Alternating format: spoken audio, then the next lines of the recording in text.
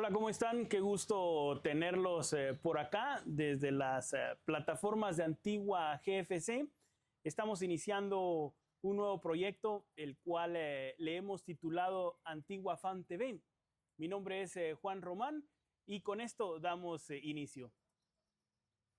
El objetivo del proyecto es que usted como aficionado Panza Verde conozca un poquito más a profundidad los artistas, las personas importantes dentro del club y que dan juego a juego la cara por el club.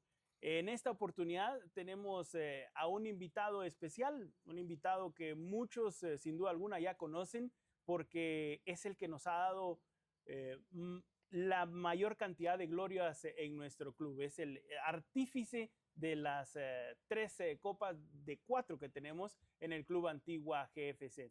Y es que nada más y nada menos, solo con eso que les dije, yo creo que ustedes ya se hicieron la idea, ya saben perfectamente de quién estamos hablando. Y es que tenemos precisamente de invitado al profesor Mauricio Tapia. Profe, ¿cómo estás? Bienvenido. Y primero agradecerte por el espacio y la apertura que has tenido hacia nosotros, hacia este programa, que es el primero que estamos lanzando de una serie de programas que queremos tener todos los fines de semana para que la gente conozca un poquito más de la interior, de lo de adentro, que a veces no se habla o no se conoce. Pero bueno, profe, para ir dándole forma al programa, contanos un poco de tu infancia. Empecemos desde ahí. Empecemos de ahí. O sea, va a ser de fútbol, pero ¿dónde naciste, profe? Bueno, primero muchas gracias por la invitación. Aprovechar y hacerle extensivo el saludo a toda la gente que seguramente se va a unir a este nuevo proyecto que están emprendiendo ustedes. Eh, Mi infancia, yo nací en Tandil, provincia de Buenos Aires, en Argentina. Eh, Tuve una infancia hermosa en cuanto a las libertades que había en ese momento. Era todo el día jugar al fútbol, todo el día andar en la calle después de salir del colegio. Uno llegaba todo sudado, todo sucio a su casa. Eh, Teníamos esa libertad, no era tan peligroso salir. Eh, Fue una linda época de vivir para esa generación.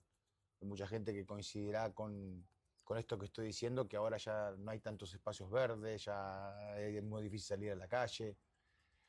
Y después las carencias eh, de un montón de cosas materiales, pero siempre guiados por el amor incondicional de mis viejos, de mi mamá y de mi papá, que mi papá ya no está. Pero que me fueron guiando, me fueron formando y acompañando en ese proceso, donde a veces era difícil el día a día, a veces no era tan difícil, a veces era muy difícil. Pero todo eso va enseñando y mostrando un camino que si después lo sabes aprovechar, las dificultades que se te van presentando las vas manejando mucho más fácil. Claro. Hablaste de tu papá. ¿Tenés recuerdos de tu papá pateando la pelota con vos? Sí. Sí. Y sí, del viejo tengo recuerdos de todo. De su presencia, de su ausencia, eh, porque estaba todo el día trabajando, pobre, para darnos un plato de comida. Después de la ausencia que ya conllevó mi carrera como jugador. Yo a los 17 años me fui de mi ciudad y a los 23 me fui de mi país. Entonces, esa parte que a veces a la gente... Hoy justo estábamos hablando con Santi Genso. Él le tocó ahora vivir la experiencia como extranjero. Y dice qué difícil que es, profe. Y sí, es muy difícil, ¿no? Porque en la cancha estamos rodeados de gente, de los aplausos, de la crítica cuando somos jugadores, pero después llegas a tu casa y estás solo. Y no tenés a nadie alrededor, y no tenés amigos, no tenés... Es difícil el ser extranjero. Pero bueno, a mí me tocó de los 17 años y eso también te va forjando una forma de ver, de analizar y de sentir las cosas. Buenas, regulares y malas. ¿Tu papá jugó al fútbol? Sí, mi papá jugó al fútbol amateur, semiprofesional, y cuando le llega la gran oportunidad de unirse a Estudiantes de La Plata para ya ser profesional, lo que no pudo hacer él, fue lo que él intentó que yo no repitiera. Él no era muy constante ni compartía mucho el de tener que cuidarse, las comidas, los descansos. Él quería la misma libertad que se tenía en el fútbol amateur. Y entonces cuando llegó al profesionalismo no encajó, se sintió atrapado dentro de esas limitaciones que tenés que tener como profesional y decidió dar un paso al costado y regresarse. Y desde chiquito, cuando yo le decía que quería ser jugador de fútbol, bueno, entonces no hagas las cosas que yo no hice bien. Y me fue buscando un camino que a mí no me costó, pero yo estaba convencido de que quería eso para mi vida. Afortunadamente lo pude cumplir.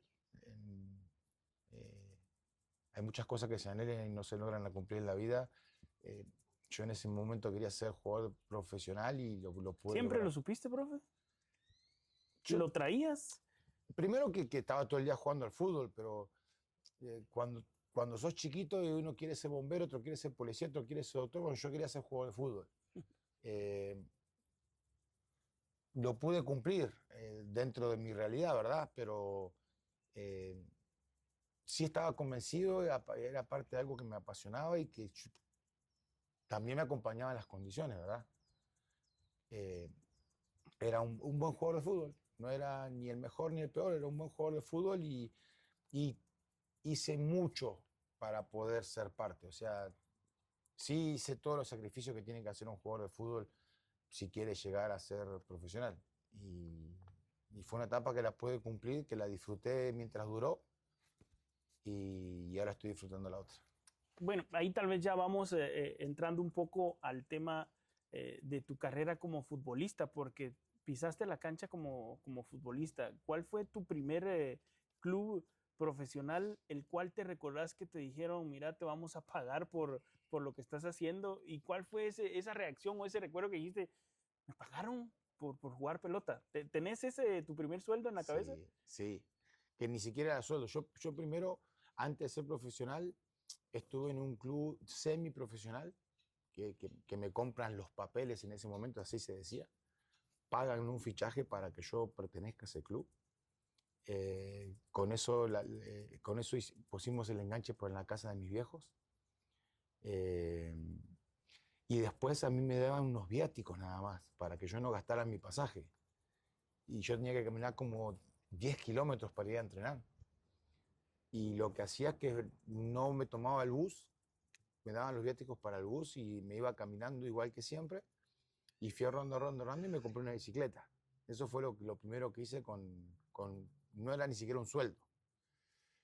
Y ya después cuando llegó eso era Independiente de Neuquén, cuando yo llego al profesionalismo, que es en Racing Club de Avellaneda, que es uno de los equipos, de los 5 equipos más grandes de Argentina, ahí sí, ahí ya me dieron un sueldo. Y lo que hice fue ayudar a mi familia. De todas esas carencias que teníamos en ese momento, ayudar a mi hermano, a mis viejos. Ya con los años le puedo comprar la casa a los viejos y ya ahí yo ya me di por pagado con el fútbol. Todas las cosas que vinieron después ya que puedo disfrutar yo ya vinieron en otra etapa, pero en Racing fue mi primera experiencia como jugador profesional. Después pasé por Arsenal de Sarandí, de ahí salgo del país a los 23 años, me voy a Sol de América de Paraguay, estoy 2 años en Sol de América de Paraguay, y de ahí es cuando yo me vengo a los 26 años para Guate, que vine por 6 meses y voy a cumplir 30 años ya de estar acá. Vamos a seguir con eso, pero me gustaría por lo menos conocer un poco cuál fue la sensación o la reacción de tus papás a la hora de que compraron la casa. Porque todos ven la parte bonita de los jugadores cuando están en el éxito, pero no se ve que hay que picar piedra, como decimos en Guatemala, para conseguirlo. Pero, ¿qué reacción? ¿Te recuerdas la reacción de tu papá, de tu mamá? Porque es un sueño para muchos obtener una casa en cualquier parte del mundo. Es que lo que pasa es que yo las reacciones en ese momento de mi papá las empecé a entender ya cuando mis papás eran grandes. Y de repente ya uno se toma un tiempo para sentarse con sus papás y decirle, papi, ¿cómo fue tu vida? Si uno está en ese día a día con sus papás, nunca les pregunta cómo fue la infancia de ellos ni la vida de ellos. Uh -huh. Uno asume como que esos momentos no son tan importantes porque son cotidianos. Y cuando te empezás a estar fuera del país y ya no tenés tanta relación con tu entorno, empezás a valorar esos pequeños momentos que te da la vida, ¿verdad? Entonces, cada vez que yo tenía oportunidad ya de jugador o de entrenador de regresar a ver a mis papás, empecé a preguntarles más cómo era la vida de ellos cuando tenían mi edad y todo eso. Y mi papá, mi abuela tenía 4 hijos, 5. Y mi abuela consigue un trabajo en un campo y solo le permiten tener sus hijos más chiquitos. Sus hijos más grandes, entre uno de ellos era mi papá, no se los pudo llevar y los tuvo que poner en un orfanato. Y mi papá y su hermano se escaparon del orfanato y tenía 11 años mi papá. Y mi papá de los 11 años se crió solo. Empezó a trabajar de lo que había, limpiando zapatos y bla, y bla, y bla. Y ahí hubo gente y se fue formando y fue aprendiendo oficios. Y es de esa generación que saben hacer todo. Y sin haber estudiado nada. No, ni siquiera terminó la primaria mi viejo. Y eso fue un gran ejemplo de vida. Cuando yo me empecé a enterar todo eso que había sufrido y vivido mi papá, cuando mi papá tuvo su casa, era una persona muy fría, de un corazón duro, entre comillas, porque así lo formó la vida. Se reía poco el viejo, disfrutaba poco, lo demostraba poco, porque hay una frase de mi papá que es espectacular. Él me decía siempre, es que yo con la vida siempre fui en desventaja, me decía. Siempre iba un pasito atrás, nunca la pude alcanzar a la vida. Pero a mí me enseñó muchísimo, muchísimo. Y por eso estoy tan formado y tan forjado para las adversidades, ¿verdad? Para los malos momentos que nos toca pasar en nuestra carrera o en nuestra vida. Porque tuve 2 grandes ejemplos con mis viejos, de cómo ver las cosas de la vida. Y el viejo nunca se rindió. El viejo siempre le encontró la vuelta para llevar una solución a la casa. Y es mi máximo ídolo. Sí, justamente hablábamos hace un momento previo a la grabación de que a veces se nos olvida disfrutar los momentos de la vida y nos damos cuenta que la vida se va muy rápido. Cuando abrís los ojos y te ves al espejo decís, ¿dónde se quedaron esas glorias, esos pasajes, esa salida que ahora la contás? Yo salí de 17, de 20 y pico años de mi casa y ya pasó el tiempo. Eso quedó muy atrás, pero lo tenés como que si hubiera sido tal vez hace unos años el proceso y se nos olvida a veces disfrutar. Estamos en el día a día, en el estrés de esto y lo otro, y a veces pequeñas cosas las vamos dejando. Es que ¿cómo te puedo explicar? Es que esta charla mañana ya es irrepetible. Ya pasó. Ya pasó. Este momento que estamos viviendo ahora o compartiendo con la gente no se vuelve a repetir. Entonces, puede ser mañana de otra forma, con otro contexto y con otra llegada, pero los momentos son irrepetibles. Entonces, quizás ahora, ya un poco más grande, uno empieza a verlo de otra forma. Uno parece que es perpetuo y que todo va a salir bien y que todo es lindo y no, y la vida te va mostrando distintas aristas en el día a día con vos y con los que te rodean. Y yo creo que a veces malgastamos el tiempo, Juan, quejándonos de todo. Nos quejamos de todo y no disfrutamos que tenemos un día más, o que hay un plato de comida en la casa, o que tenés a alguien que te abrace, alguien que te escuche, alguien con quien compartir. Hoy estamos, mirá el marco de ciudad que tenemos, mirá el estadio nuestro, qué lindo que es, esta charla desestructurada, no hablando con un guión, ¿verdad? O para ver uno que dice para quedar bien, regular o mal, sino hablando a corazón Fluyendo. abierto, sí, Sí. Con sus defectos y con sus virtudes. Esos momentos para mí son lindos de compartir. Profe, llegaste a Guatemala, ¿por qué razón y cómo? Porque en ese pase nos quedamos que habías jugado de manera profesional. ¿Cómo se da esa llegada a Guate? ¿Quién te llama? ¿A qué equipo venís? ¿Y por qué venís? ¿Y qué pensaste en su momento de Guatemala? Cuando te dijeron Guatemala, porque estoy seguro que te ha pasado. Vas a otro lugar y dices, no vengo de Guatemala. y no conoce. En el mundo de Guatemala a veces no se conoce, menos por temas futbolísticos. Bueno, sí, yo te entiendo porque hace un año atrás traje a mis tíos a que conocieran Guatemala y ellos tenían una perspectiva totalmente distinta del país. eh, Como dicen ellos, desde su ignorancia, del Ujú. no conocer o no preocuparse por conocer, o pensar que solamente el lugar donde vive uno es el único que existe en el mundo. Y cuando vinieron, se quedaron 3 meses, se fueron maravillados de Antigua, de Guatemala, de sus costumbres, de su forma de vivir, de sus riquezas. De, y le llamó la atención lo mismo que a mí me hizo quedarme, el don de gente que tienen ustedes. El argentino es un poco más tosco, es muy directo, muy frontal, un poco soberbio, un poco arrogante. Pero como somos todos así no nos damos cuenta, vivimos en ese contexto, entonces para nosotros es normal. Cuando te toca salir del país y conoces otra forma de ver, de vivir, de analizar, de sentir, de expresarse, te das cuenta que si no buscas ese mix de mantener lo tuyo y de aprovechar lo bueno de otra cultura, eh, no puedes subsistir.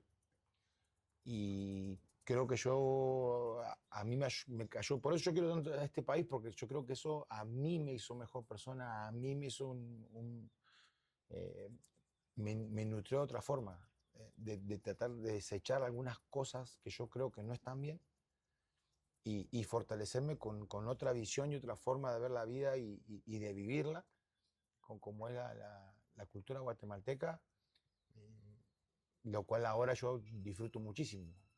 Eh, en ese contexto, cuando a mí me toca venir como jugador, yo estaba en Sudamérica de Paraguay y ahí conozco al Gato Banadía, que jugó en Antigua.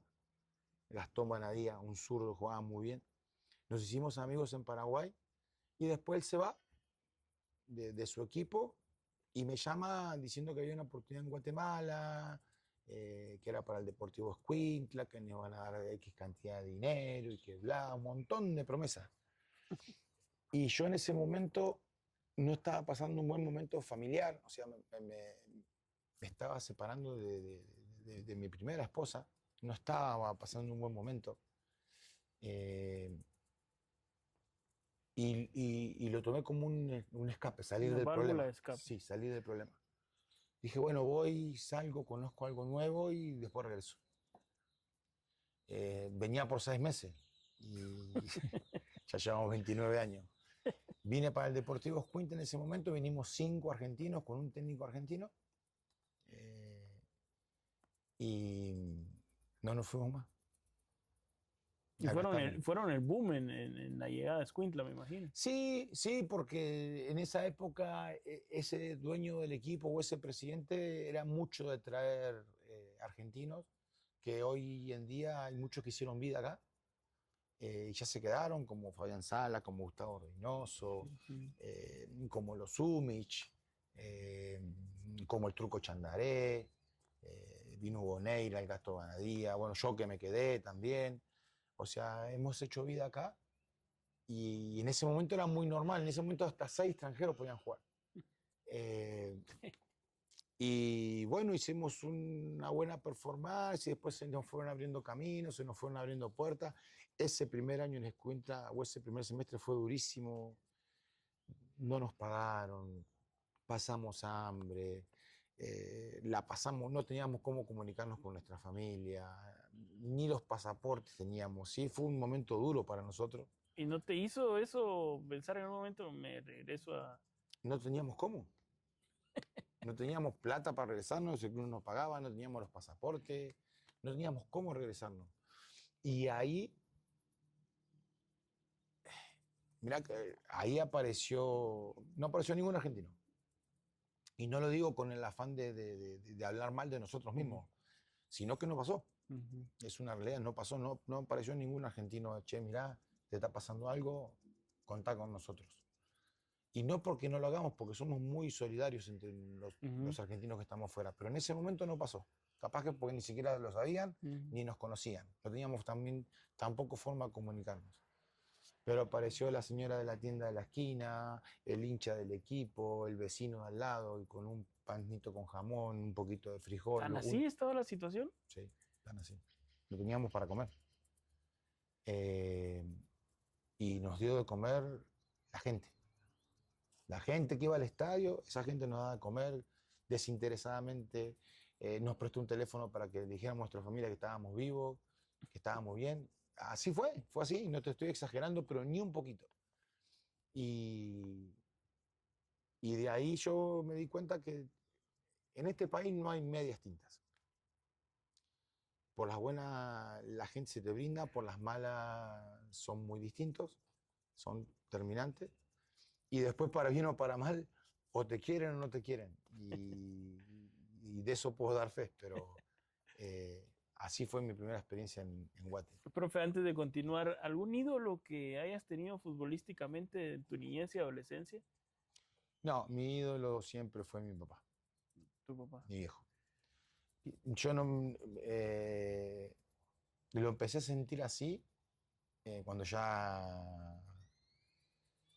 ya me di cuenta lo difícil que es estar de ese lado, ¿no? Del Ujú. lado del papá, del lado de las responsabilidades, del tener siempre buena cara y enfrentar los problemas y lo que no hay. No sabes las veces que mi viejo disimularon nuestras carencias con juegos. Ah, mira, hoy vamos a hacer un juego y hoy vamos a comer algo rico y se inventaban algo para disimular lo que faltaba. Eh, y eso eh, cuando me tocó pasarlo a mí, digo, ¿cómo hacían? Ujú. Y, y, y de repente después cuando estás en otra realidad, me juro, me perjuro siempre, nunca olvidarme de eso. ¿Entendés? No perder ese piso, no, no perder ese agradecimiento. ¿Entendés? Que no siempre se lo demostramos. O sea, eh, te lo estoy diciendo más veces a vos de lo que se lo puede decir a mi Sí, viejo. y es que eso era justo la pregunta que te iba a hacer. ¿Te dio tiempo agradecerle? Sí, ¿Te sí, dio tiempo sí, decirle gracias sí, en el momento que sí, tenía que haberse sí. dicho? De todas las formas que se lo puede decir una persona. Con la mirada, con la voz, con el cariño, con todo lo que he podido, sí me dio tiempo. Lo que no me dio tiempo es disfrutarlo más en el día a día por mi trabajo, por estar en un país, en otro, por estar absorbido, Si lo por... tuvieras ahora, ¿qué te gustaría que él viera de vos? Él, él, él vio como yo fui realizando todo lo que en su momento íbamos hablando. ¿Te vio Eh, campeón? sí, sí, sí. Yo tengo una foto de mi viejo en mi casa con la camiseta antigua y las 3 medallas y haciendo así. Esa fue una de las últimas fotos de mi viejo. Eh, Quizás hay dos cosas que no me pude despedir de él. No me pude despedir del viejo. Se me fue antes que llegara. Y cada vez que iba me iba despidiendo, porque sabíamos que eso podía pasar.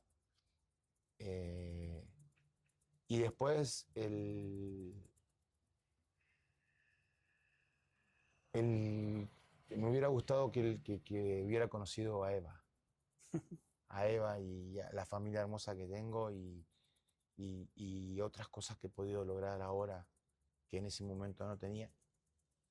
Eh, Le hubiera caído porque dentro de esos proyectos había un lugar para ellos, para mis viejos. Y son las cosas que uno tiene que Pero disfrutar, a mí no me entristece, ¿no? no. No, me da un poco de nostalgia nada más porque ya sabes que no está. Pero eh, no me entristece primero porque la vivió como pudo, pero el viejo fue feliz. Y, y después porque siempre los padres queremos que a nuestros hijos les vaya bien Ujú. y ese camino que él me fue empujando cuando yo era chico, él vio cómo yo lo pude realizar. Entonces, eh, lo digo porque me hubiera gustado Claro, que estuviera él ahora acá entre nosotros, pero claro. la vida es así.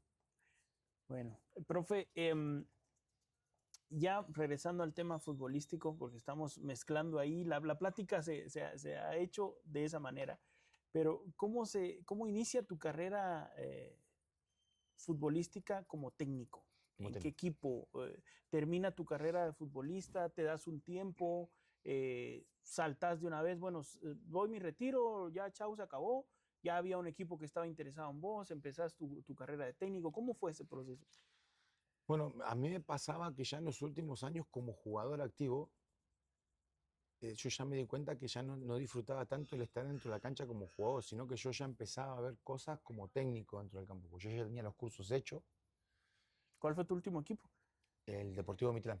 Claro, ok. Entonces, me pasaba ya que en los últimos 3, 4 equipos, aparte que por lo general era el capitán del equipo, y ya en ese tiempo ya no jugaba yo de 10, sino que ya jugaba de central.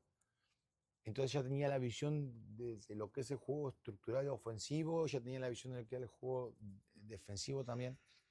Pero por cierto liderazgo que yo tenía dentro del campo de juego, me tocaba dar muchas indicaciones. Yo ya empezaba a dar indicaciones como técnico. Y empezaba a ver espacios como técnico. Y ya empezaba a ver el trabajo semanal. Y decía, deberíamos hacer esto, Ya empezaba yo a qué deberíamos hacer. Y no estábamos haciendo. Entonces ya no lo disfrutaba tanto. Eh, entonces en vez de quejarme, juntos se da una coyuntura importante. Eh, yo termino en Deportivo Mitlán. El Deportivo Mitlán estaba en riesgo de descenso, de primera división a segunda. Supuestamente me llevan a mí y a otros chicos más como refuerzos para salvar la categoría. Llego y faltando 3 jornadas se va el técnico que estaba dirigiendo el equipo.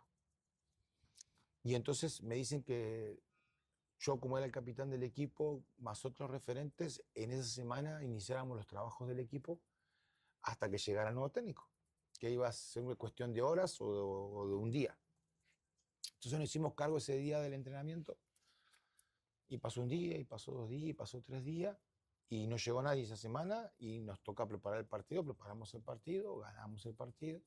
Ya vos como técnico, interino, No, ahí estábamos todos como el grupo, ¿verdad? pero ellos sabían que vos estabas dirigiendo. Sí, y de ahí ya mis propios compañeros le dicen, mira, ¿por qué que se quede Mauricio? Mauricio es nuestro capitán y bla, bla, bla, bla. Entonces yo les digo que no, que yo soy jugador, no técnico todavía. Entonces, ¿qué iban a traer la próxima semana al entrenador? Y pasa lo mismo y ya el entrenador no viene. Entonces ya en ese partido sí yo me saco del equipo titular y me voy a la banca vestido de jugador y ya sí lo dirijo como jugador, pero ya lo dirigía al equipo. Volvemos a sacar un buen resultado. En definitiva, salvamos el equipo del descenso y ya viene el club y me ofrece que siga jugando y dirigiendo. Entonces le dije que no, que yo lo consideraba que una falta de respeto, porque si vos sos jugador y técnico, tus propios compañeros, ¿qué hacen? Están subyugados, pobres. No me pueden decir nada porque soy el técnico, soy jugador, soy el capitán, o sea... Entonces decido terminar mi carrera futbolística, tenía 34 años y podía seguir jugando, y decido iniciar mi carrera como técnico. Y al año estábamos ascendiendo a Mitrán, o sea, ahí ya logro mi primer campeonato como técnico, salimos campeones, y aparte de salir campeones, ascendimos. Eh, esa fue mi primera experiencia. Y de ahí ya tu equipo, ¿cómo te involucraste en Antigua? ¿Pasó mucho tiempo después de que agarraste a mi clan que te llamaron a Antigua? Sí, pues yo empecé mi carrera como técnico en el 2005 y a Antigua vengo en el 2014. ¿Y qué pasó como técnico en esos años, del 2005 al 2013? Eh, bueno, me tocó salir campeón, logré 2 ascensos, volví a ascender a Mitrán, la ascendí esa primera vez, después yo me voy de Mitrán, me voy para Misco, me voy para... No, me voy para Misco, me voy para Cobán, regreso a Mitrán que había ascendido, lo vuelvo a ascender.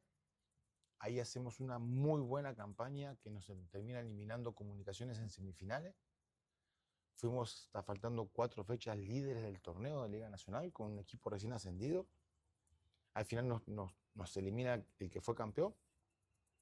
Y ahí me voy a Reu. En la primera etapa lo salvo del descenso a Reu. En la segunda etapa no iniciamos bien el torneo y Es del único club que me han echado como entrenador.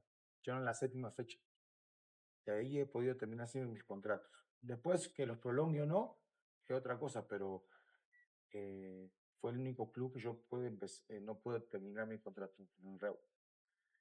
Y de ahí, en el 2014, ya era la 4ª vez que Antigua me llamaba, pero siempre en primera división. Y por una o distintas circunstancias no se daba. Se da en ese momento que estaba con don Rafa Arriaga y se da la coyuntura que no ellos me querían como entrenador, no sabían si iba a ser en primera o en Liga Nacional porque estaban con eso de que si compraran la ficha, ¿no? Al final se da la operación y iniciamos ese proyecto en el 2014 donde no había, me acuerdo que estaba solamente el Conejito, no me acuerdo el apellido, pero el Conejito era el único jugador que había quedado de todo el proyecto de primera división. Iniciamos un proyecto de cero y, y fue duro porque de los primeros 10 partidos no ganamos ninguno. No jugábamos mal, pero yo entendía que era una directiva nueva, en una liga nueva, un plantel totalmente nuevo con un cuerpo técnico nuevo. Pero Era ahora lo todo. comprendes mejor que antes. No, yo lo comprendo, lo que no lo comprendió nunca fue la gente. ¿Entendés? Pero yo veía que futbolísticamente íbamos a tener respuestas, que necesitábamos tiempo nada más. Y vos sabés que la gente no te da mucho tiempo. Entonces, ganamos en la fecha número 11 recién. Y en la primera rueda hicimos 9 puntos. Y me acuerdo que 7 tenía Coatepeque, que estaba último. Y en la segunda rueda ya hicimos 21 puntos y clasificamos. O sea que el primer año en Antigua clasificamos. Nos eliminó Comunicaciones. Municipal nos eliminó en cuarto de final. Y ya en el segundo año, que yo sí tengo esas cuestiones, mirá. Todos los equipos que he podido dirigir más de un año, antes podía decir que todos habían salido campeones. Ahora lo que te puedo decir es que con todos hemos llegado a una final. Porque al final con Comunicaciones no pude salir campeón. La perdí a la final. Que fue la primera final que perdí de las 7 que había jugado. Me había tocado ganar 6. Y los equipos que he dirigido menos de un año, me ha ido bien, me ha ido regular y me ha ido mal. Porque mi trabajo sí necesita tiempo. Sobre todo el mío. Necesitamos tiempo todos los entrenadores, pero el mío que es tan puntilloso en la parte táctica, en pequeños detalles y en generar hábitos y repetición y distintos modelos y formas de jugar, necesitan tiempo. Los Entonces, llamados procesos. sí, bueno, y ahí la importancia de don Rafa Arriaga, ¿verdad? Porque en esos primeros 10 partidos que no ganábamos, todos pedían que yo me fuera del club. Pero él Todos. sabía el proceso. Y él que me veía trabajar, y él que escuchaba, y él que estaba cerca del equipo, dijo, no, no, no, hay que dejarlo trabajar. Y después esos 10 partidos se convirtieron en 4 años y medio de un proceso que fue muy exitoso, donde ya después se involucra don Víctor Hugo y ya hacen ese proceso tan sostenible como es hoy Antigua, que no es el mismo Antigua de ese año. Hoy Antigua es un gran animador de torneos. Ya un proceso muy estable, no solamente en la parte económica, sino en los procesos futbolísticos. Entonces, hoy que me toca regresar, veo un club totalmente distinto, con la misma ilusión, con la misma ambición, quizás también con la misma desesperación por conseguir cosas, y eso a veces nos hace perder el foco, ¿no? Pero nosotros que regresamos ahora con toda la ilusión de que ojalá podamos retomar ese camino que nos tocó transitar en algún momento. Profe, ¿por qué te vas de Antigua? Porque realmente te vas. Sí, me voy. Realmente te vas de Antigua Sí. cuando se toma la decisión. Te vas. ¿Qué pasó? Me pasó algo raro. ¿En qué sentido? Yo tenía 2 años más de contrato y me fui después de los primeros 6 meses. Me fui porque yo sentía en 2 o 3 o 4 partidos de ese semestre, ¿no? Ya después del cuarto año, eh, sentía que no tenía la misma respuesta de mi grupo, del grupo de jugadores. O sea, empecé a sentir como que ya el club necesitaba un refresh. ¿entendés? Otra forma de ver el fútbol, de analizarlo, otra voz, otro grito, otra forma de transmitir. O sea, en ese proceso que vos vas cambiando jugadores, para el jugador que va llegando es nuevo, pero para los que llevan 4 o 5 años, el mensaje ya se hace muy repetitivo. Ya te conocen las caras, los humores y bla, y vos conocés lo de tu plantel. Y culturalmente no estamos preparados para eso, que es muy distinto al europeo, ¿verdad? En Europa sí los procesos son mucho más largos, pero como el trato es tan frío, ahí son solamente órdenes, ni siquiera es, ahí tenés lo que tenés que hacer, no hay intercambio permanente, o sea, es muy poco lo que se relaciona el técnico con los jugadores en Europa. Acá sí, en el día a día nos relacionamos mucho. A mí me interesa mucho, aparte del jugador, la persona, conocerla, saber por dónde le puedo entrar, de qué forma exigirle más, capaz que con un abrazo, capaz que con un grito, capaz que con distancia, capaz que con acercamiento. Esa parte del coaching deportivo, de la psicología deportiva, a mí me interesa mucho, generar ese vínculo cercano con el jugador, sin perder la autoridad, ¿verdad? Entonces, eso a veces genera un desgaste después de 4 años. Y sentía que ya se necesitaba un refresh, se lo planteó la directiva. En ese primer mes no logramos ponernos de acuerdo hasta que ellos quizás también entendieron, no de buen agrado, no les gustó que yo me haya ido así. Yo sentía que era lo mejor para el equipo, para el club, que yo me fuera en ese momento. Y me tomé un semestre para ver qué iba a hacer y después volví a retomar la dirección. Pero fue más que nada por eso, pues yo sentía que era lo mejor que le podía pasar al equipo en ese momento. Hoy lo analizo de otra forma. Hoy quizás puedo decir, tenía 2 años más de contrato, estaba totalmente identificado con el proyecto, de repente lo que debería hacer era haberme corrido, no sé, ponerme director deportivo, de gerente deportivo, involucrarme en fuerzas básicas, salir del foco principal, recuperar energía, ¿entendés? Y después volver a entrar. Quizás hoy lo haría de otra manera, pero en ese momento lo pensé así, lo decidí así y, Y es lo que pasó. y es lo que pasó. En el fútbol, ya para ir finalizando la entrevista, en el fútbol y en la vida no podemos vivir de glorias pasadas, pero sí son puntos importantes y que marcan nuestra historia y nuestra vida y nuestro proceder. Antigua GFC, no puedo olvidar que de los 4 títulos que tiene, 3 son tuyos. 3 son del profesor Mauricio Tapia. Y aunque a veces las personas dicen, sí, pero eso ya pasó. Pero actualmente, te digo esto de las 3 copas porque voy a entrar en un tema polémico, que para mí es polémico. El hashtag fuera Tapia. O sea, cómo se ha enraizado en la afición. Y esto lo quiero tocar porque es una realidad. Ganés o perdás, el hashtag o el grito va a existir. Se hizo famoso el grito. Sí. ¿Cómo lo asumís? ¿Cómo lo ves? ¿Por qué crees que pasa? Vos como persona, ¿qué opinión te da de eso? ¿Tiene Bueno, alguna historia eso? yo no lo entiendo, la verdad. No me da la capacidad para entenderlo porque en mi país, que por ejemplo es tan futbolero, cuando un club logra un título en el club que sea, pasa a ser parte del club.